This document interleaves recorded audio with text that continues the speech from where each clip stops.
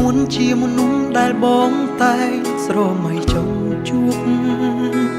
បេះដូងបងឈួតលប់មិនអាចខាត់ចិត្តខ្លួនឯងបានបងឈឺចាប់តែម្នាក់ឯងមិនដែលនឹកស្មានបងស្នេហ៍ក៏យ៉ាងទាំងខ្លួនឯងមានម្ចាស់ហើយហេតុអ្វីពេលនេះទើបអូនចេញមុខឲ្យបងក្រំគ្រាចិត្តដឹងទេស្ងួនបងអាណិតស្រឡាញ់អូនណាស់បងយល់ច្បាស់ថាអូនមិនអាចស្នេហ៍បងឡើយសុំទោសត្រានត្រើយបងឈួតស្រឡាញ់អូនហ៊ានក្បត់ចិត្តសង្សារខ្លួនឯង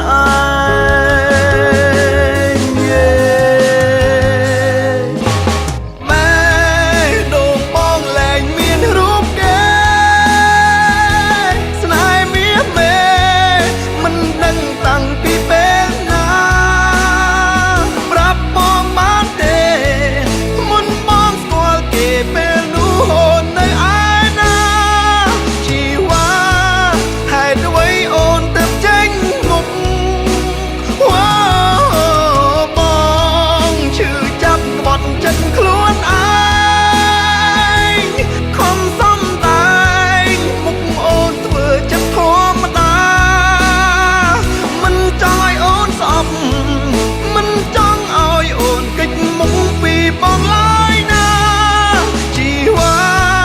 បងយល់ពីអារម្មណ៍ស្រីរឹកខាត់ចិត្តណាស់រឹកឈឺខ្លាំងលើសដើមហ៊ានត្រឹមផ្ដើមចិត្តស្នេហ៍តែគ្មានសង្ឃឹម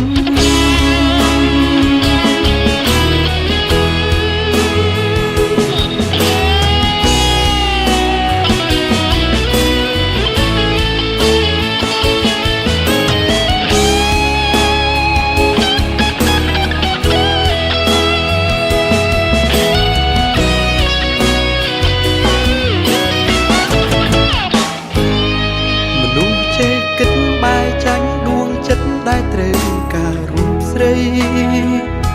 មនុស្សភាំងក្តីបែកចេញក្បត់ព្រោះតែបេះដូង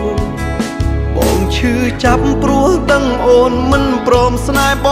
ងព្រោះអូនអាណិតម្នាក់នោះបងសុំទោសដែលបងអស់ចិត្ត